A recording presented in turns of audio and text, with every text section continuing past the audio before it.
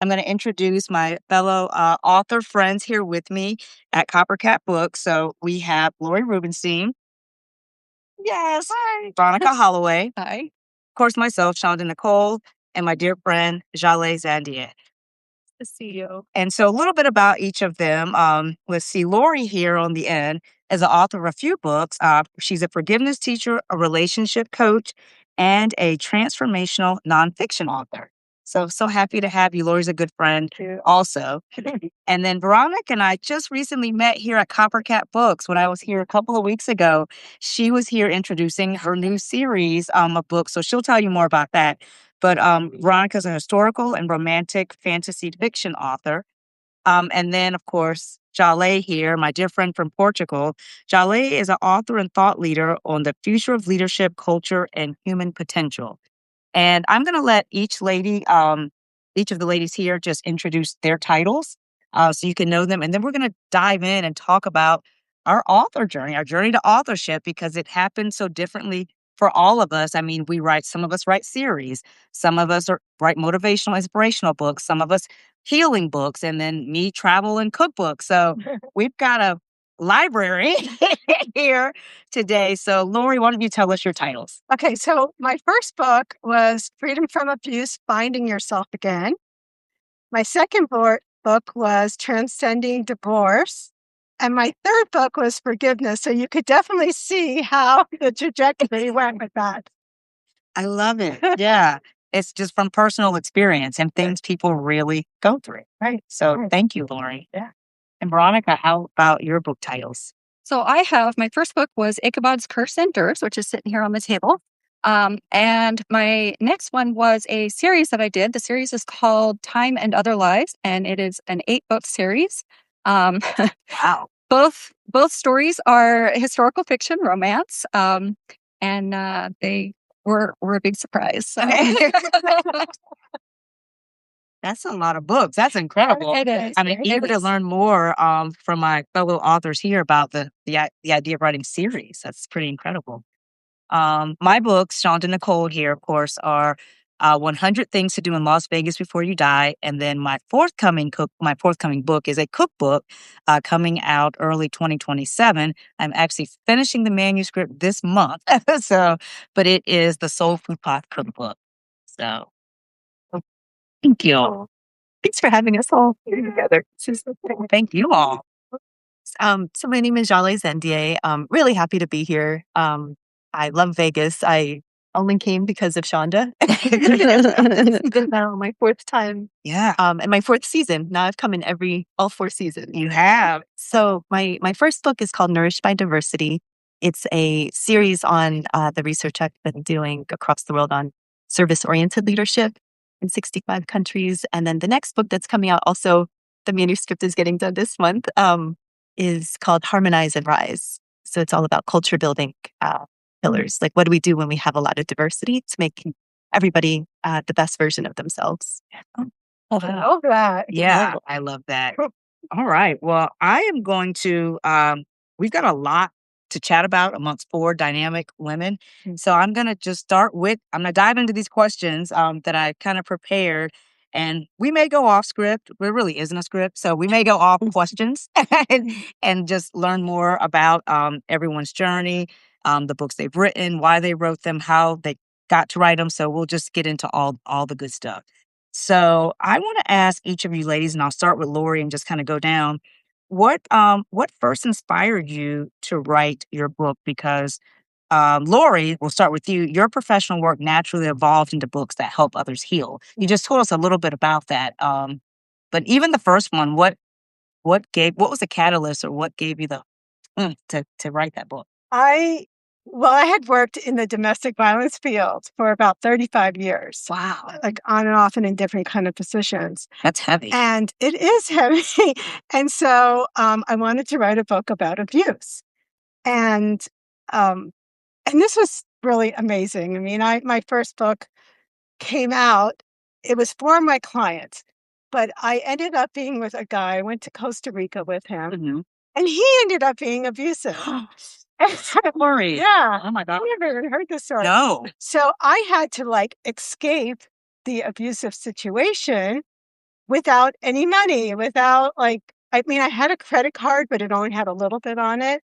And I had to get out of there and figure that out on my own, which was the perfect thing to have happened to me. Really? I love the rainbow, the bright side here. Okay. So perfect. So I got to write about what it was like at the time because I went to write my book there.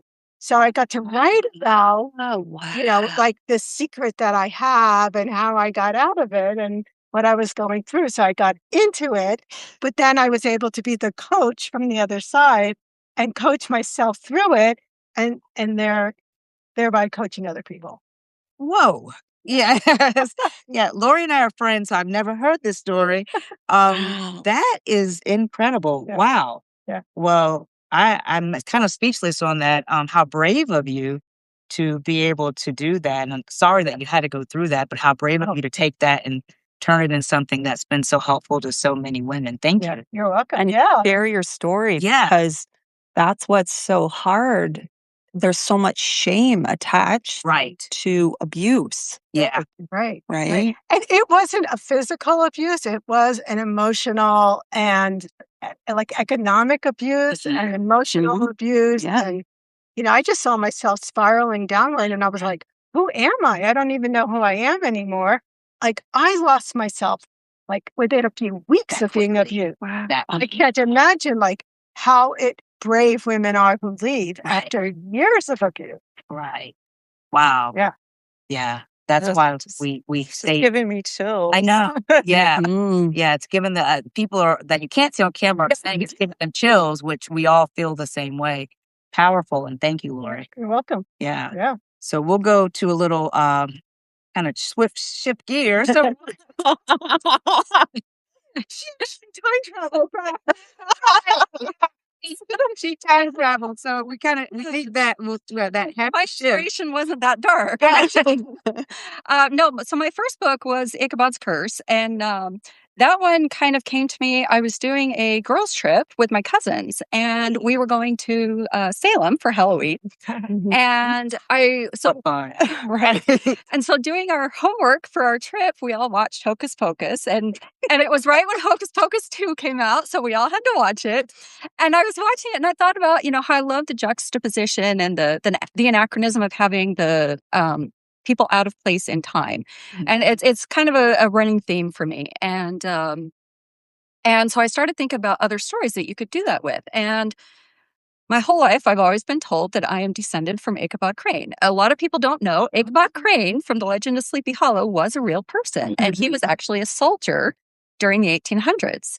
And so the two kind of went hand in hand, and I went, I bet I could do that with the Sleepy Hollow.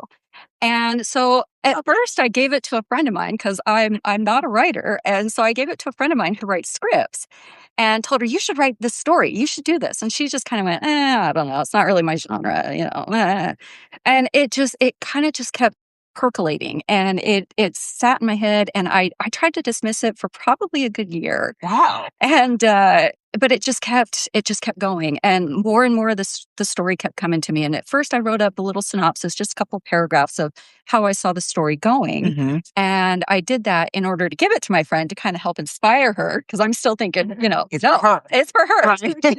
And so then it like I said, it just kept growing, and the characters just wouldn't leave, and it just more and more of the story kept coming to me. And I started doing a little bit of research here and there, and I could do this, and I wonder about that, and what about this, and so things just kind of started falling into place, and it just kind of snowballed from there. And then while I was in the middle of working on that one, and again, I love the time travel stories, so I was watching Outlander and started thinking about that one after the fact. It's like, what would that look like if that happened to me?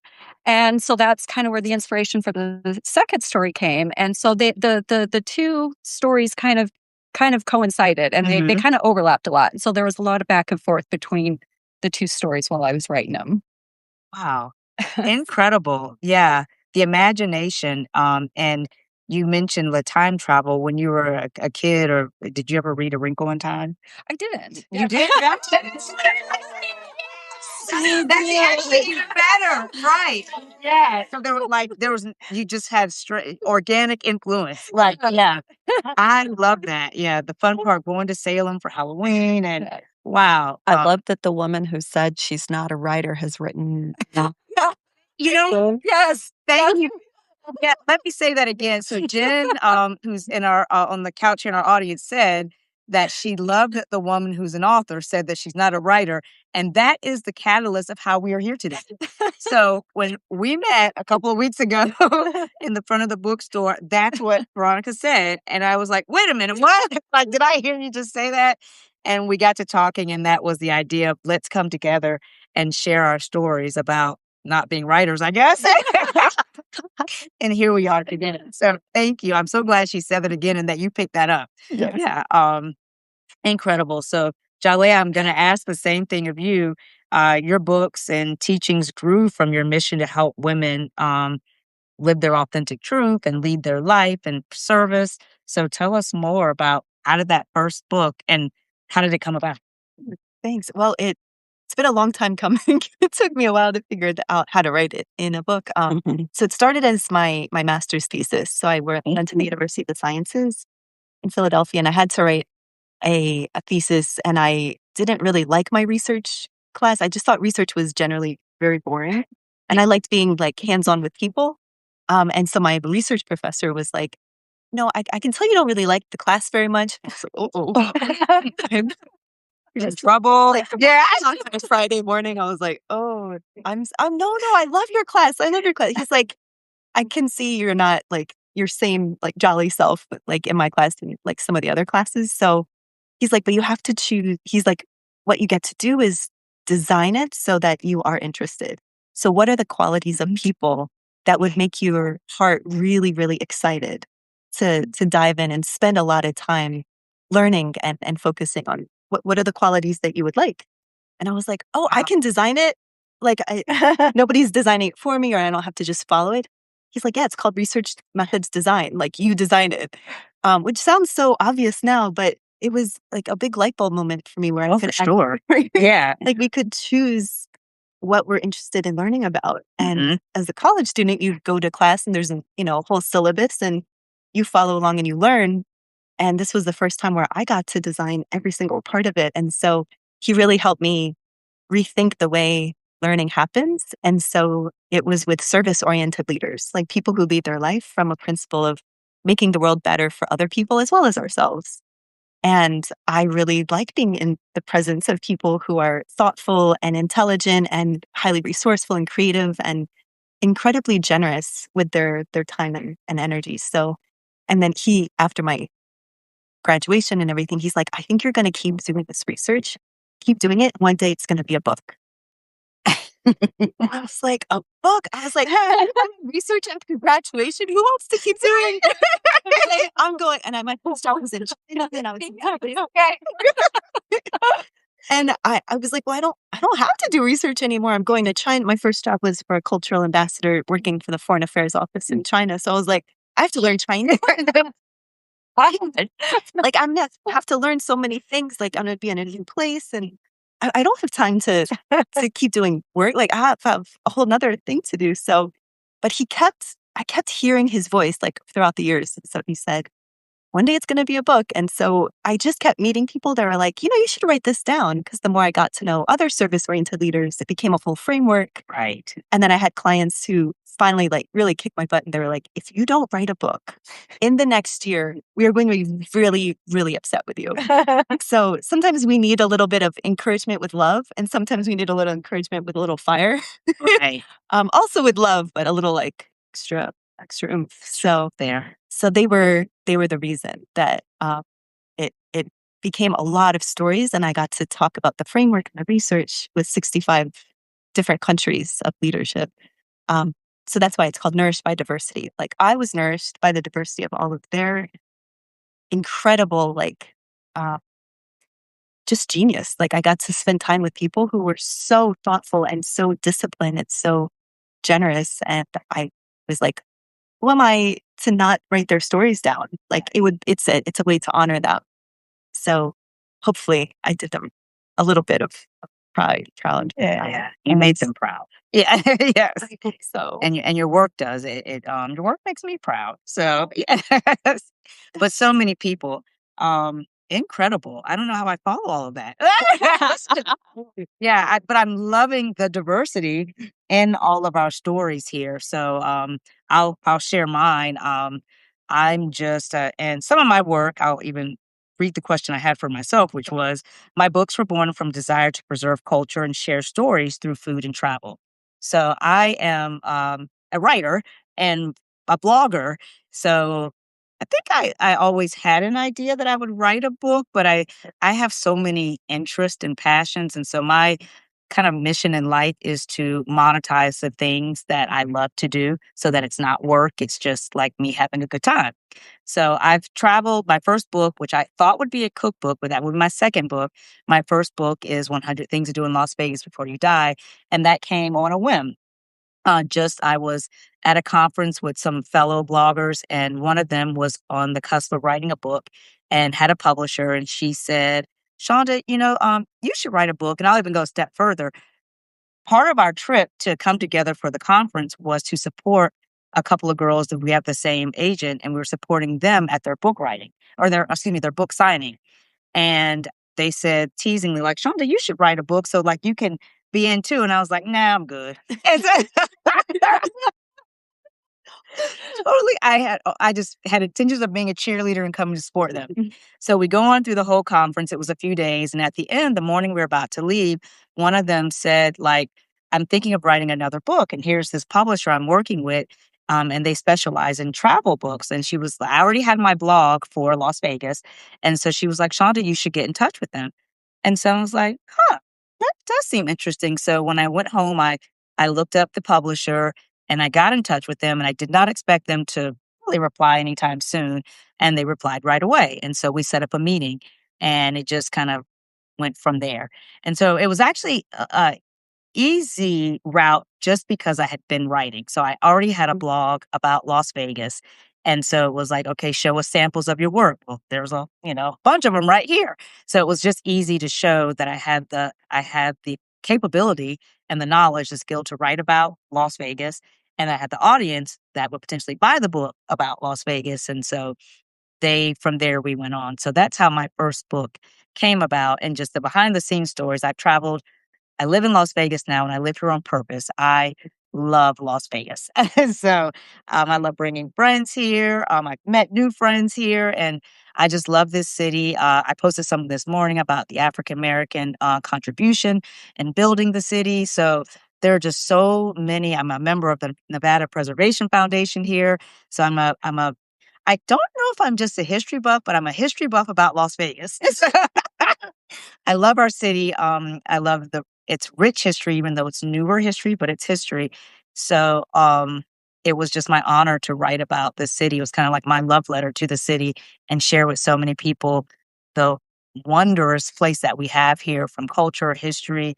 Um, Even this, and the strip is my favorite, one of my favorite things. So all the natural wonders, but there's just so many aspects of Las Vegas, and I was just very eager to share them with the world. So that's how book number 1 came about. And book number 2 is just my legacy project, the Soul Food Pot Cookbook, which will talk about family recipes and African American culture preserved and shared and passed from hand to hand, and so all of the legacy within that. So they both are passion projects. One just carries so much personal legacy, and I can't wait to share that with the world in 2027. All right. So thank you. So ladies, let's talk about I'm looking here because we have a lot to share, like which things I want to get into first. We did talk about turning personal experience into books. So let me go here about writing across genres. So let's see here. Our books here span from fiction to nonfiction, self-help, travel, and cookbook writing. So I'll start with you, Lori. How does your writing process differ depending on what you're creating? I am only creating nonfiction books. Okay. So mine, I'm not an author. I'm not a writer. Here we go again. I should have titled this differently. But go ahead. should be, I'm not an author.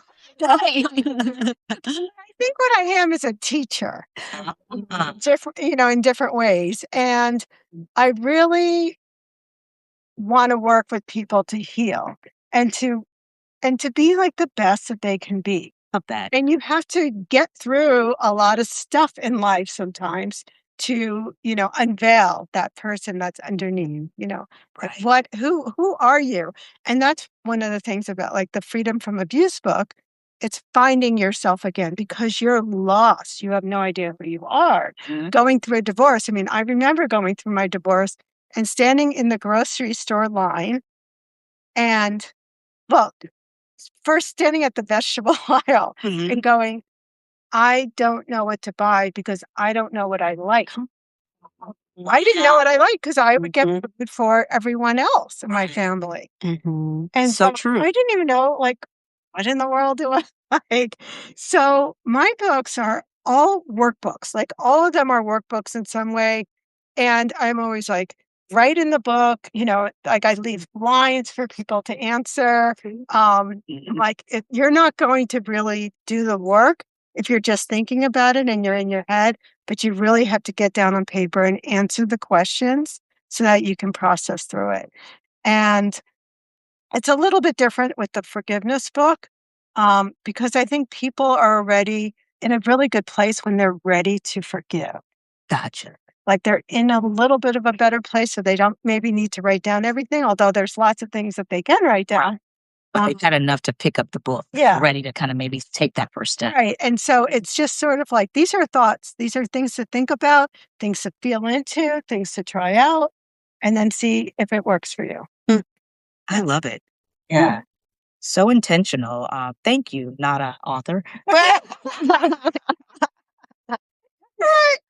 love it. But you are, you are an author, but you are also what you said, a great teacher. And I learn a lot from you in just the work that we do. So I appreciate that. I received that for you, and it's true.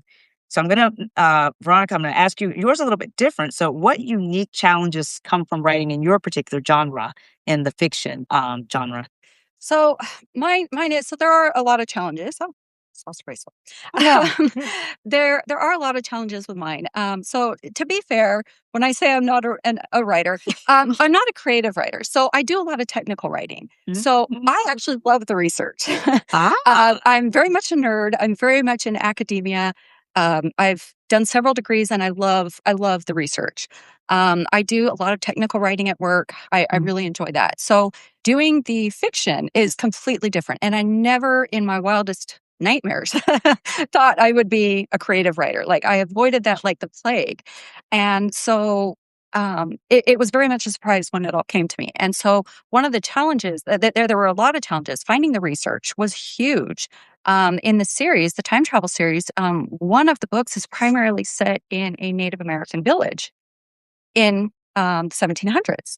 Well, a lot of written history for the Native Americans didn't start happening until the 1800s.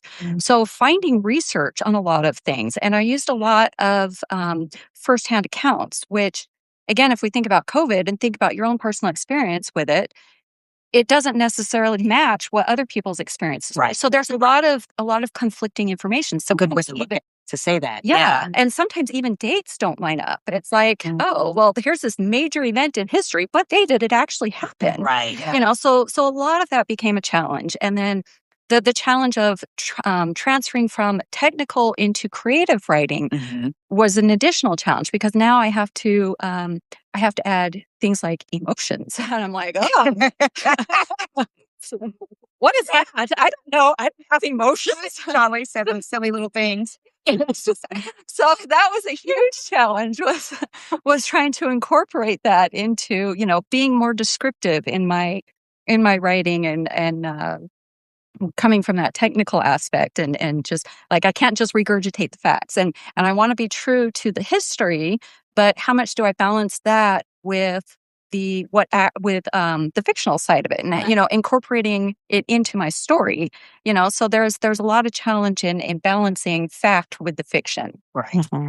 So a lot of challenges with doing the historical fiction. I love that. And I love your integrity to the whole process. And that's such a very interesting way to think of it, because my research, I do research, because I tell African American cultural legacy stories, but stories in how this dish was derived. So there's research in that, not to the extent of what you're doing, but to even think about that is so interesting. Like you said, COVID, for that example, what day did it happen? What was it like for you versus me versus you? It's very, very interesting. So lots of, well, I guess the POVs, lots of points of views in that when you're doing that research. So that's really fun to understand. Yeah. But I see the challenge in that for sure. Yeah. And sometimes I just had to, again, if there was no research or if I couldn't find it or whatever, like there were a lot of times when I just had to speculate, and that's where some of the fiction aspect comes in. So again, just trying to separate the fact from fiction, and then how much of it is speculation and how much of it is real. Yeah. So fun. So let's see, Jaleh. This is really cool for you. So you do tell stories in your work. How do you balance, even though they're not fiction stories?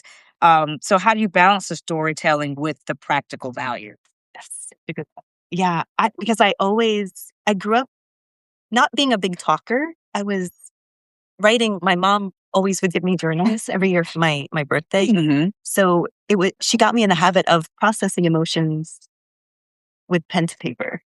So it was my way of sort of making sense of what was going on in my POV, my understanding, and as a more quiet, expressive child, but not through verbal language. I was very observant and I liked people, but I just wasn't. My brother was the big talker, and I liked being a part of the fun, but wasn't necessarily like the biggest talker. So growing up, I really liked writing in processing and reflecting through stories. And then in my research and my work with clients and with consulting and strategy work, people I found really like the facts when there are stories that are very real to help support the facts and to help people know what does it look like when we implement this leadership capacity or this team building capacity or this culture building pillar. So I started to see more and more how stories is what made people remember the work, remember the practical application, why it's important, and examples, like real life examples of how we can actually do this, because there's concrete real life people who are doing it in another city or another state or another continent or another time zone or in a different industry or in our exact industry, but in a different place or in a different time zone or in a different role. So I kept realizing how powerful stories are, as well as with the logistical frameworks and content. So oftentimes when people give me, mention things about my book, they're like, I really liked who you talked about in chapter 3. Like, I want to meet that person. Or, oh, your doctor in China. Like, I love him so much. And so that was so surprising to me and very heartwarming when I could talk about people who had a huge influence on me and my work and how I show up for clients, and people who would never meet them love them. Yeah. And love the place then they're from, even if they haven't traveled to Zhejiang, China, or have never sat on a mountain in Tibet, or been to Toronto, or been to New York City, that we can actually feel more connected because we resonate with each other's humanity and feel very inspired by one another. And I just think that's a good reason to write. Oh, yeah. Yeah, that's the greatest gift you could ever receive as a writer, is to see your work actually living, in real time. It's flowing and living. Your book is actually doing its job. So that's such a wonderful feedback. Yeah, and honoring the people that meant so much to you at the same time. Yeah, this is so fun. I know. Okay. Of course. And I'll kind of ask myself the same thing I was asking Lori, is my books do span not necessarily nonfiction to fiction. I'm also generally a nonfiction writer, but how do I span from like travel then to cookbook? And for me, all three, or I have 3 websites, but one is just my signature site, my name. So the other 2, one's a travel site, the other is a food site. And so how do I kind of balance both of those or go between? And I think it's piggybacking right off of what you said. It's the storytelling. And that's what's central for me also. Whereas I don't just share recipes for me. And I don't just share a place to go. I love to share an experience that it's always a feel. Food brings us back to so many memories.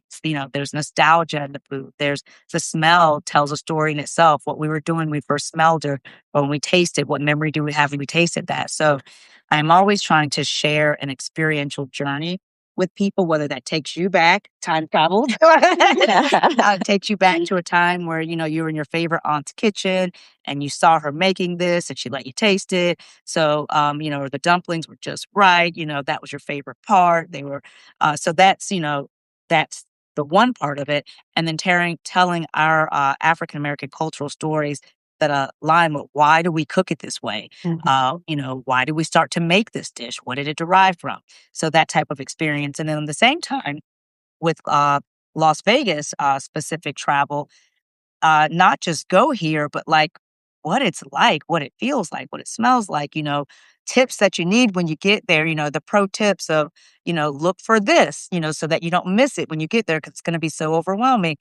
So that's the way I like to always write is making sure that people get a real experience and a really good memories, like something memorable that they could hold on to and share with somebody else. So I love when you get other people to start telling their stories of their experiences with food and their grandparents and what they remember from their ancestry to like, what do you want to pass on to your children and what do you want to keep going? And food is really such a key it is to like our human experiences. And nobody has, again, the same experience, right? Like, just even ask them, like, what is your favorite food and what are the memories that go with it? So I'm excited about the cookbook. Oh, thank you. Thank you, Lori. It was really fun because I held a cookbook, a focus group, and Lori participated in that. And yeah, it's really it was fun. And she actually helped me, like her hands came in. I got to see my recipes like actually leave me and go to someone else where she began cooking some of them. And then we all sat at the table and we talked about just what she said, just the ancestry of the food that we eat from culture to culture. So it was about 9 women, various different cultures, and so that was really fun. What we remembered about the food that we shared with our families, and who taught us how to cook it, or when we first saw it.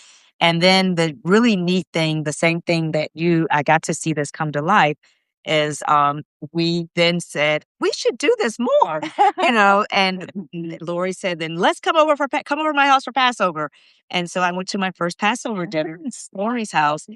So in real time, it turned into let's keep this going, and we began to keep it going. So yeah, yay food. Yeah. Food does that for us. So It brings us together. it brings us Well, and I together. love the idea. Like, what I'm getting from everybody here is like what you talked about, the diversity, right? Yes. And we're all learning from each other, from our different viewpoints, from our different backgrounds and everything, and coming together, and it makes us better. Oh my gosh, it makes us better. Yeah, Like, the diversity makes us better. beautiful. And we can't forget that. Diversity makes us better. Yes, yeah. I think 100%. right now in the US, we need to remember that. We need to remember that diversity makes us better. I couldn't agree more. And I'm just refreshing the room for anyone who's joined that I'm sitting here with 4 dynamic women authors at Coppercat Books in Henderson, Nevada. One of the places that I love about Coppercat Books, we're all sitting here today, is because it's such community. So I came here, I did a book event a couple weeks ago, and I was just so intrigued by the number of diverse people that came in, people that knew exactly like very niche books they wanted, people who, were coming to buy books in bulk, people who had an estate sale and had books. I mean, it was just like so many different kids coming in looking for a Harry Potter series and reading it for the first time. And then the owner, Wendy, like her skateboards that she gives out. And there were just so many just pockets of really interesting people that came in. So this is a wonderful bookstore. Oh, there was live music in the back. Yeah. So yeah, it was just great. Neighbors came to hear the music. It was it was a whole vibe. So please check out Coppercat Books in Henderson, Nevada. It's a whole experience, which is what I love. We miss bookstores. We miss these independent bookstores. Yes, Just gotta support keep them indie bookstores. alive. Yes, support indie bookstores. This is a great one. Not to mention they had something that really intrigued me, which was the rare books. So rare books are super cool to me, and there are rare books here. And Wendy told us a few stories about some of the different rare books that she's brought in the store and sold. So it was really cool stuff. So yeah, a really community-oriented place here at Coppercat Books. So let's see. I'm gonna jump around here. Before you ask the next question, I just want to fix this so that we can. We've got two angles of going live. Technology. I'm gonna get Jaleh in better. Okay. Oh, sweet. Thank you. Thank you. Oh, it's still. Okay, I'm gonna change it again. Okay. Okay. And I'm just looking at the next question that I want to ask. Can There someone we give go. me a time check where we are? Oh, one, I got it. Oh, okay. That's Okay. All right. So let's see here. I want to get some of There the we go. good stuff in. I'm going to ask one other question, and then we're going to go into some of the fun lightning round questions to make sure viewers can understand the beautiful souls, my readers and viewers here, that I feel like there's a story in every person. And so I want to share more about like how you can write a book, how you can actually tell your story and write your book, because we all have it. And I mean, we have at least one book inside of us. There are a lot more in there, but at least one. So let's hop into this. So advice for actually, let me go to realities of publishing. Let's go there. So yeah. Yeah, because it's the kind of where the rubber meets the road, that you have this idea and you have this story, you want to share it. But then there's this work part of it.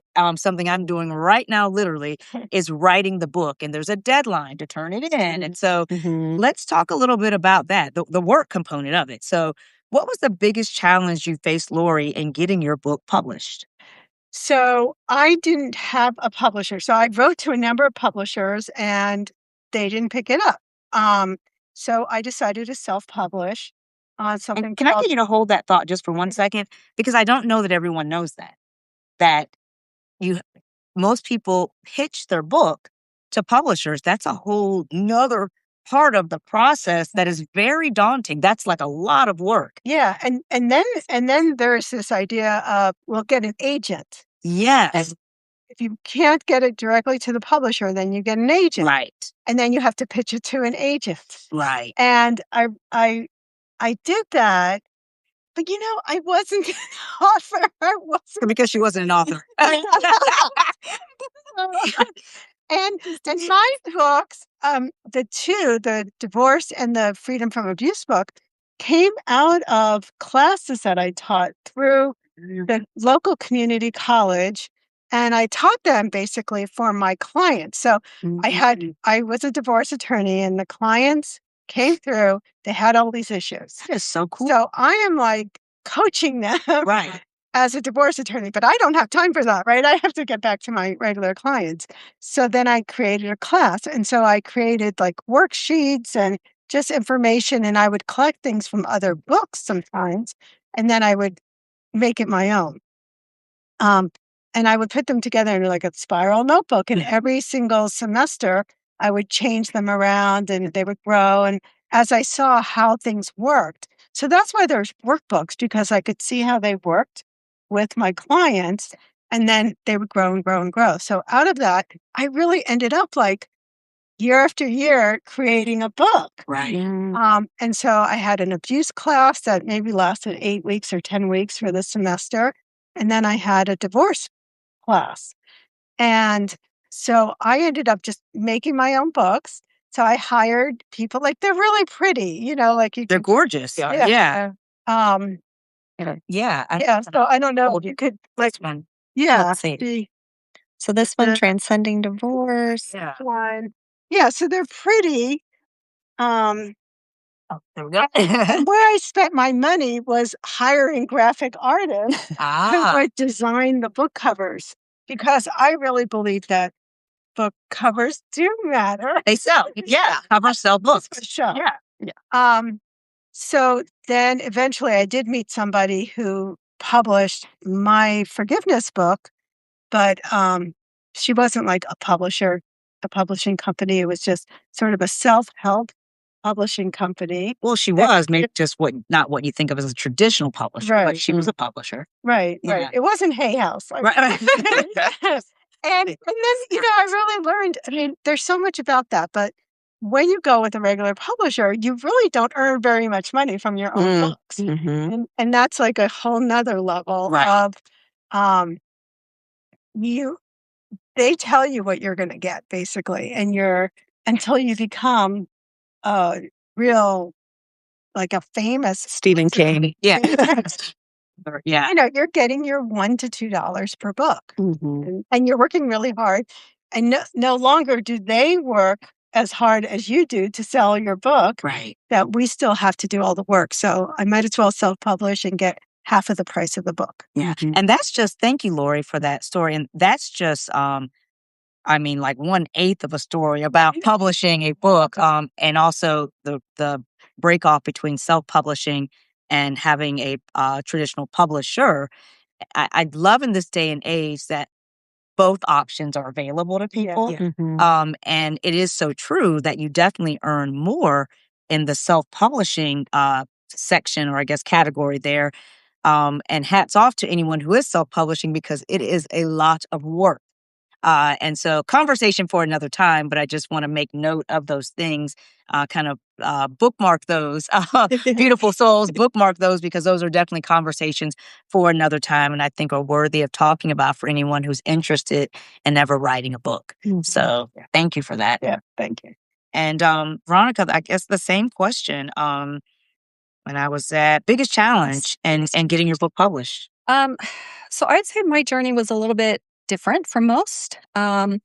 Again, this was never something that was ever on my radar. The stories came to me, and when I first started writing them, I started looking at what it would take to get them published. And because I thought, well, if I'm going to write them, I might as well publish them, right? Gotcha. And so I started hearing a lot of the same things about going the traditional route. And I ran into a lot of the same things. I'm like, I definitely don't want to go that route. Mm-hmm. And so I made that decision early on. So then I started looking into, okay, so how do I market them? How do I sell them? How do I do this? How do I do that? And I was watching a video lecture on the marketing, and they were talking about how, create an avatar of your target reader. Mm. And it was brilliant. And I thought, okay, and they got really, really detailed. The lecturer got really detailed as far as like male, female, age group, socioeconomic status. Like they went into depth.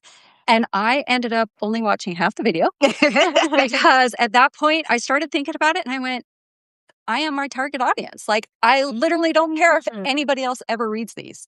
So you just gotta get these stories out of your head. Yeah. So the whole point was just to get them out. And again, like I said, if I'm going to go through the effort of getting them out and doing it, then I want to publish and potentially be able to share them with people. So once I passed that hurdle, it became a lot easier for me.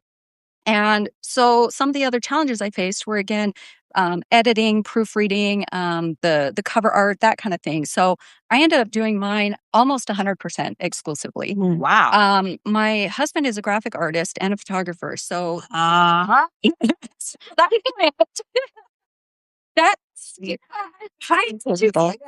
beautiful. So although to be fair, he did do the cover art on that one. Although these two that I have here in particular are actually my work. So I was very involved with the cover process. The photo on the Hold Through Time here, that was actually a photo I took while on a research trip to do research for the books. Do you want to show it to that camera a little closer, Laura? Yeah, I would like to do Yeah. that. So that's actually a location that that part of the story occurs in, and I happen to be there in person, and so I was able to take that picture, and my husband was able to make it work for the book. He added the lightning and made it work for the book. So Yeah, the lightning is, I'm going to show that again. The lightning is beautiful. Yes. Very cool. Yeah. Like effective. yes. Yeah. And so with Ichabod being the first book, it was really hard to find somebody to do the covers for me. And so I was finding that to be a really big challenge. And then eventually I had the idea of doing the flames and the silhouette. And I thought, this could work. Right. And so I told my husband, okay, let's see if you can pull this out of my head. And he did a great job of it. But it was a challenge because he didn't want to do them. And he's like, I'm not that kind of an artist. He's like, I don't do book covers. He's like, that's not my. So you stretched him area. too. So I did. Yeah. I did. Yeah. I had to bribe him a little bit. And, and I got to the covers. And so that was a challenge. Doing the proofreading myself. It's, they always say never proofread your own stuff. Always have somebody else. And it's true, you shouldn't. Yeah. I did learn some tricks with that. And thankfully I'm really hopefully I don't sound arrogant, but I'm really good at that kind of stuff. So I was able to, that's very much in my wheelhouse. So I was able to do a decent job with it, but you can tell the difference even between Ichabod and the series, because what I learned in the process of doing them was a friend of mine that was doing ARC reading for me. He drives a lot, and so he downloaded an app that would read him the books, and he shared that with me. And I started using that because I always say, reading aloud will help with proofreading. Yes. And it made such a huge difference. So there's a lot of when friends and family read my book about Ichabod, they love to point out all the errors that I missed. Aren't they just lovely? Thank you, family. But in the series, I haven't had that. So and that's because I had the AI voice read it aloud to me, and it made such a huge difference.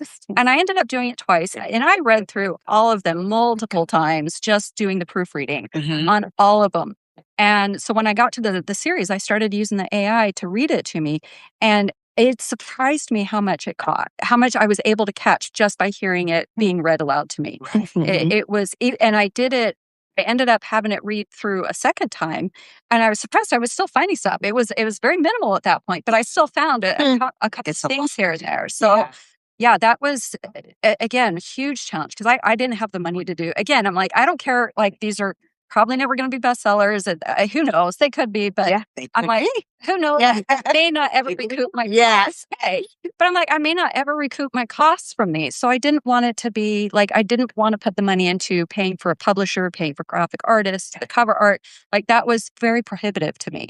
So I did all of it in-house, and it was a huge challenge, but I found a lot of good workarounds on doing that. So very cool. The AI voice was crucial. That is, it is a very good tip. And I love how you embrace the technology of it. I love how you were stretched, how your husband was stretched. And here we are. The covers are gorgeous, very representative of your work. And they are beautiful. And who would have known that this all you just took on? It is a lot to take on. So let's just say that I have a publisher, and I must say, I heard all kinds of almost like horror stories about working with a publisher that, and most of them, to condense them, were mostly that you don't get the support you need. And so I went in thinking like, okay, I know that, like, I'm not going to get the support I need. And I had the opposite story where I think my publisher is just magnificent. They're a very niche publisher, so they do a lot in travel. And then they went into cookbooks, and I just had to raise my hand and say, I'm the girl. Like, you know me as the Vegas girl. I'm really the food girl. That's awesome. So here we are with the cookbook coming out. But being that they are so niche into the travel series, I learned so much from them as a new author as to what to do marketing wise, promotion wise, how this is going to work, like who's going to look at it, what hand's going to it. And they do give me the final approval, the final say on all the things, which was, I didn't know how that worked either. So that was really nice where if they have a suggestion, and it was cutting things was more of a suggestion of whether it would fit in or not because like they didn't like the language or what I said, but more of there's no more room. And so I'm long-winded, so I figured that would be a problem where the editor's going to have to say, like, we have to cut some things out. So, but I got to make those cuts and, decide what we kept. So I really appreciate that during the process. But as far as like marketing and showing up, I learned a lot from them in that process. So I am one of the authors who can say I'm very grateful with my publisher. I really wanted to do my second book with them. And so I'm honored to be able to do that with them. But you do learn a lot in that process. So what did you learn about marketing? What was like the number one thing you learned about marketing that you think people should know? Books don't sell themselves, that you have to show up for your book. And so just as like the four of us are here today showing up for our book, that's very important. And so book events, getting online. My biggest audience is definitely via my websites, and that's intentional for me. I won't go down that rabbit hole, but like I believe in owning your own real estate. So whereas I definitely use social media to amplify things, but I have thousands of readers coming to my site on a daily basis. And with that, I can share with them all the things that I want to without without Instagram showing them something else or, diverting them here. So I get full control over that. I email my beautiful soul audience daily because I have a lot to say. So we have a relationship, and that's very important to me. So the idea, you have to show up for your book.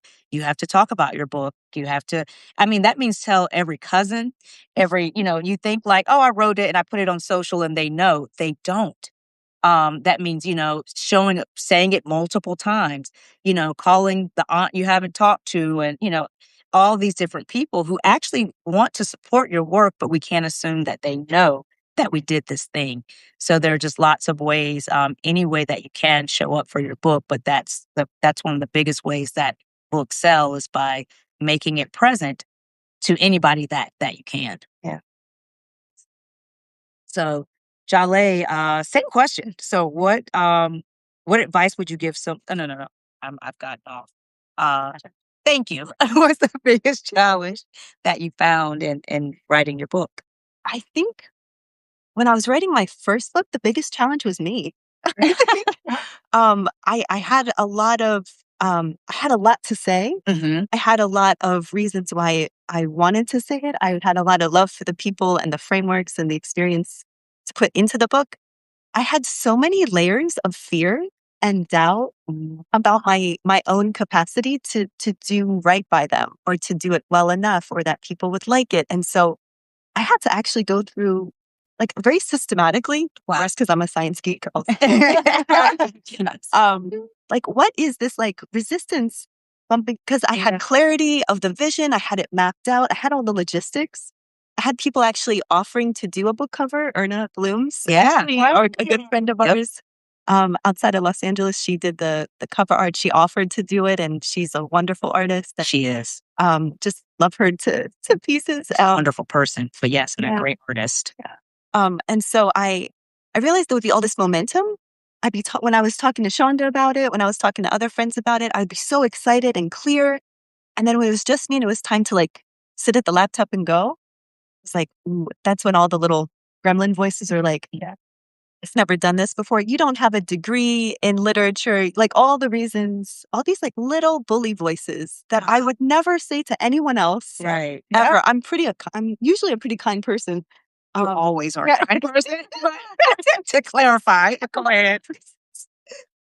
But there was all these, I started naming all of these like little gremlins, like Spiky Steve and like Slow Down Your Shoe Sue. And they just grab my momentum and excitement and enthusiasm. And I really wanted to understand what is this about? And so I actually went through and it was 72 fears that I started to like excavate and start to understand and have compassion for, some forgive, actually.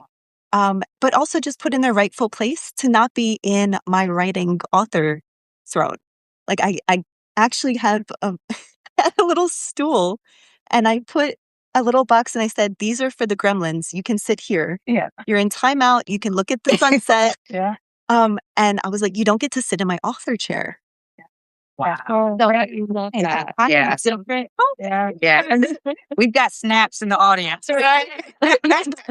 Don't get to sit in my author throne. Yeah. Yeah. And my husband, who's just a gem of a human, who I love so much, he got me a scarf. Well, I really like scarves. And he got me a scarf, and he's like, before you write, you put your scarf on the author chair. And that was like, okay, now I'm going to do this. And it was like my way of the night before prepping the space. I know Maya Angelou would actually say, like, an author needs a space, whether it's a little corner of your kitchen or a table or a desk or a whole room. Dedicate a little space and name it, and like claim your space, that this is where my story is going to come. This is where I'm actually giving this from a place of love and service, because it's something that I'm doing from a place of love. And so that also really helped me. That was a challenge. I was like, oh, I need a space to do it. But it was a lot of inner game, like the way I would think about things. And there's one other challenge also, and I think it was just, what's going to happen after the book? Like, what does it lead to? What do I want to come from the book? Because it's such a massive project, and there's this huge feeling of accomplishment. But it's like, it shouldn't live in isolation. It might be connected to being able to just be a part of a cool author club and talk to other authors. And for me, I think, expanding my identity. A lot past someone who was doing things kind of behind the scenes, and to be able to put my name on the front cover, not as a collaboration with other authors, but something that was just in my voice, and not make it mean anything like I'm being selfish or exclusive, just all the nonsense that we can put into it. But it's something that I spent 24 years researching, and these are some of the highlights. And here it is with love. And so I wrote a love letter to my book before it was like done. So like, it was like in the beginning chapters. It's beautiful. It was my way of, and I gave her a nickname. Her name is Liv. So Nourished by Diversity, her nickname was Liv, because she was helping me live a new way of seeing myself and a new way of my business getting to expand. And so Liv and we would go to like our little author spot, and I told her, I said, I will only write and put words on your pages if I'm thinking about love or joy. If I've just been frustrated about something or worried about something or doubting or fearing, I'm not putting that into you. Gotcha. I'm not coming from that place. The world doesn't need more fear. Right. But I did want to write it from that energetic, like, intentional place. I love it. And you touched on, or were you going to say? I was going to say that energy of like putting that out there when you're writing your book. I mean, people refer to books a lot like, oh, I gave birth. Yes. Right? Like Birth to the book. To a book. And how you would love your child, right? Like, you have, like, if you really want to give this as a gift to the world, you have to give it in love. Right. Who would we be if we didn't give our books in love? Yeah. So that energetic intention piece is so important. I'm glad you mentioned that. I am too. I love the intentionality of almost all the questions that were answered here. Every question just had that intentionality in it. It was deliberate what you chose to do, even when it was different than what you normally do. Yeah. And you stretched yourself to get that done. You brought in other collaborators, but you saw the way all the way through. And thank you, Jaleh, because you hit right on the question about what do you do in self-doubt. So we definitely have to have a part 2 of this, because there are other questions that we won't be able to get to today, but I want to touch on at some point, especially what do people do when they, what steps do they take when think they're ready to write their book? So that's definitely a conversation for another day, and one I definitely look forward to. But I want to jump into some lightning round questions before we go. So let's see, we'll just fire them away. I'm start with Lori and we'll go down. So morning writer or night writer? Morning. Okay. All day, every day. I once wrote from 6 in the morning until 1 in the morning, and I took a 1 hour break for dinner. nonstop. Well, Wow. definitely have done that. Done that Yeah, too. on several occasions. Preferably morning, but that happens. And I'm sure it's going to happen in these last 2 weeks of finishing this. And Jaleh, you are too. Inspiring things in the morning that lay the foundation for my writing, but like afternoon and evening, probably. But I think the way we start the day, to start kind of like priming the pump is really important. But I'm a little bit of an owl as well. Night owl there, yeah.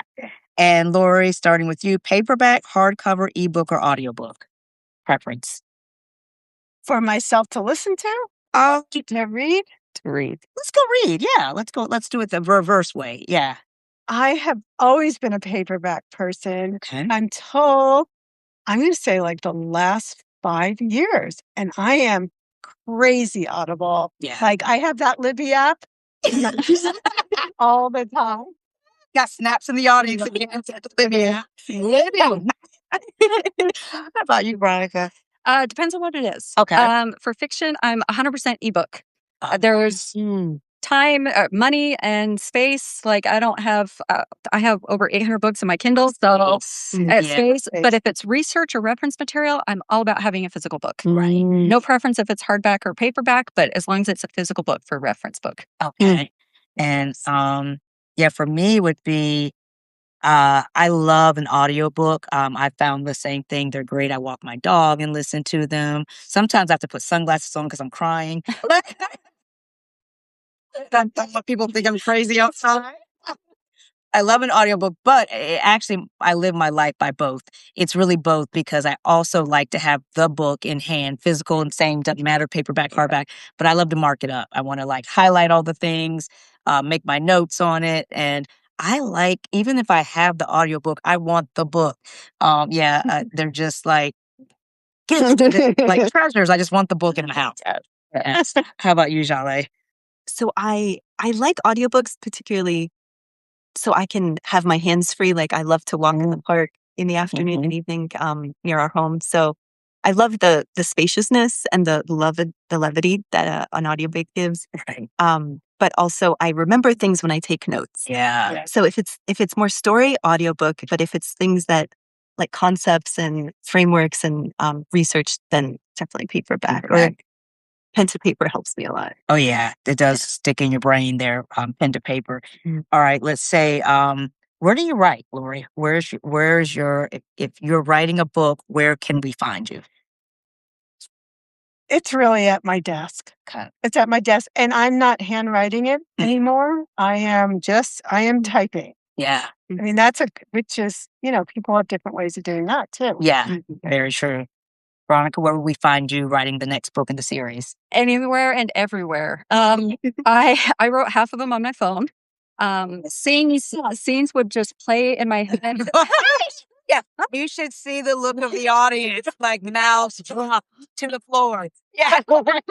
No, scenes would just play in my head constantly. It was like an obsession. I wrote the 9 books. The actual writing part of it took me about 1.5 years to write 9 books. So it was constantly in my head. I would go to bed, turn off the light. You're freaking Brandon Sanderson. That's how that dude writes. Like, I don't know if you know, like it's very unusual, but I would go to bed and turn off the light, and within 5 minutes, I'm reaching for my phone because I've got a scene playing through my head.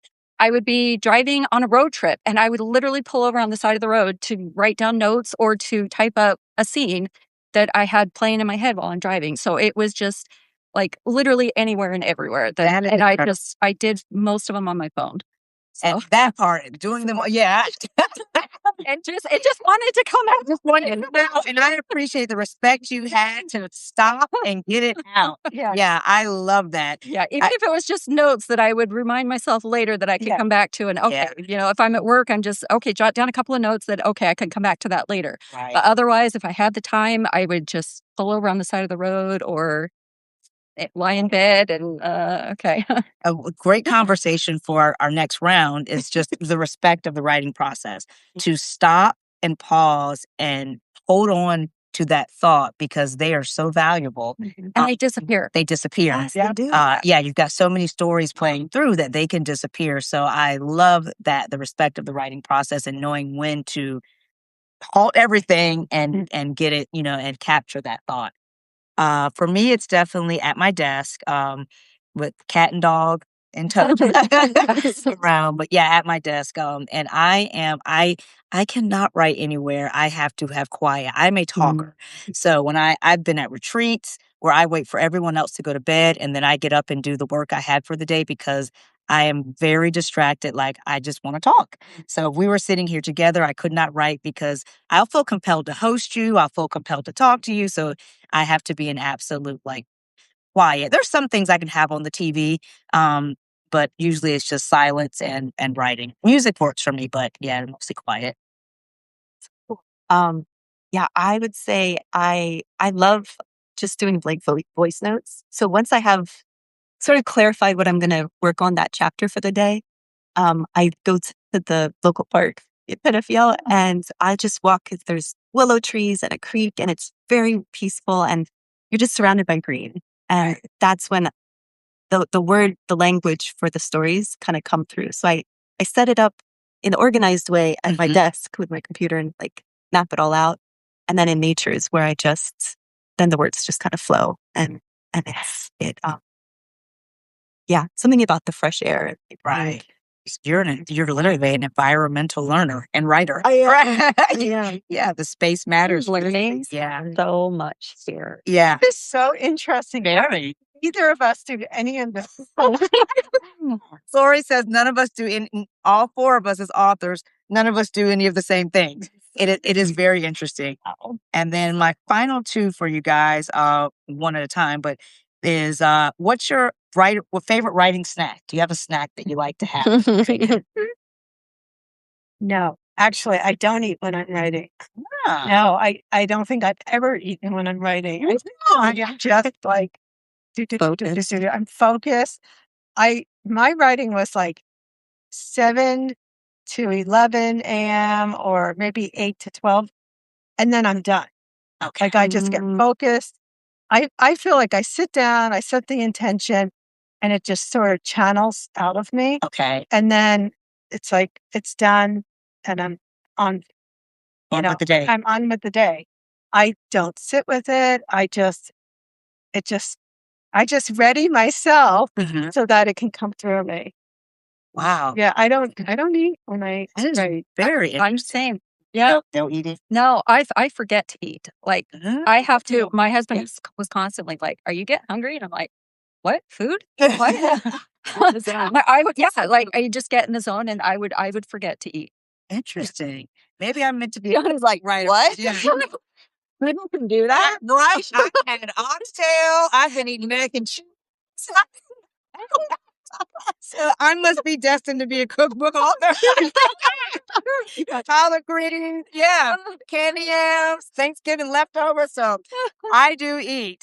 So I don't even know that I have a favorite snack while writing. It's just I need to eat, and so I'm eating and I write. So Jaleh, do you have a favorite snack per se? I always have tea.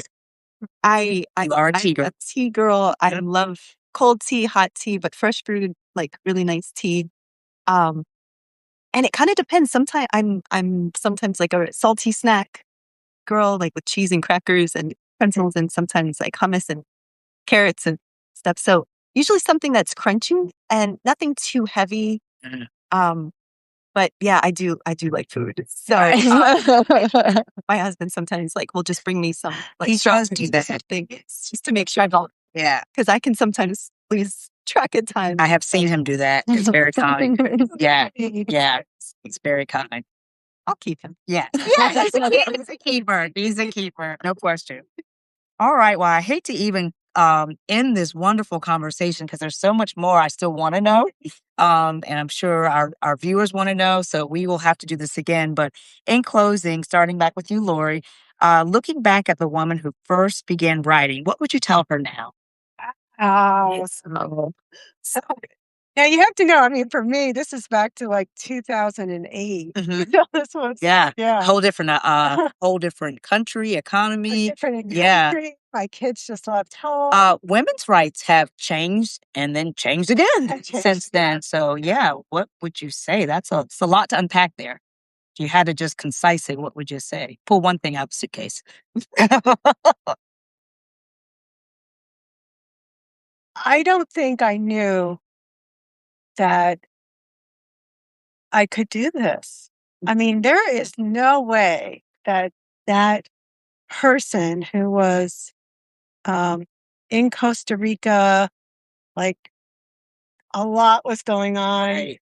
Um, my daughter had just gotten married without telling me. Yes. Yes. I found out on Facebook. Should I say the normal millennial way to change your status? Yeah. Is that how it? Yeah. Does anybody else find out any other way? I just that you put one foot in front of the other and keep on going. Keep going, keep going, keep going, because you never know where you're going to be someday. Right. And it's so much more than you can ever imagine in your mind. Like you can't imagine what you can't imagine. Yeah. That's so true. Yeah. Veronica, how about you? What would you tell, looking back at that woman who first started, what would you tell yourself? That I actually can do it. When I first set out to write especially the time travel series, I enjoy learning. I've never been that much of a history buff, and to be honest, so the time travel series, it follows a woman who ends up in. She goes back in time to colonial America, and when she first arrives, it's at the start of the French and Indian War. When I first started writing this, I honestly couldn't even tell you when the French and Indian War was. So I didn't know anything about the era, and that was very daunting to me. Knowing the amount of research that I was going to have to do, and talking about not just the big things, but the little things like language and so there's so many elements to that, and I ended up doing so much more research than I thought, because I thought, well, I can do the research on history, right? I can look up the historical facts, but it was so much more than just historical facts. Yes. And I mean, I can't tell you how many times I was looking up the etymology of things constantly, and is that even a word that would have been in use then? So it was just constant, like something that I probably looked up etymology more than I looked up anything else, honestly. So that, to be honest, like when I first started having the idea of it, first started thinking about it, that was, I remember having conversations with some of my coworkers about that, telling them, yeah, I have this idea. One of my coworkers is a published author, and we had a conversation about that, how, yeah, I have this idea, but I don't know if I can do it because there's so much I'm going to have to research. I don't know if I can really capture that. Right. And so looking back on it, I would say, you got this. Girl, Yes. Research. Research anything. I love it. Yeah. I love that. I think for me it's a bit of what both of you said. One would be telling myself that you're gonna love history.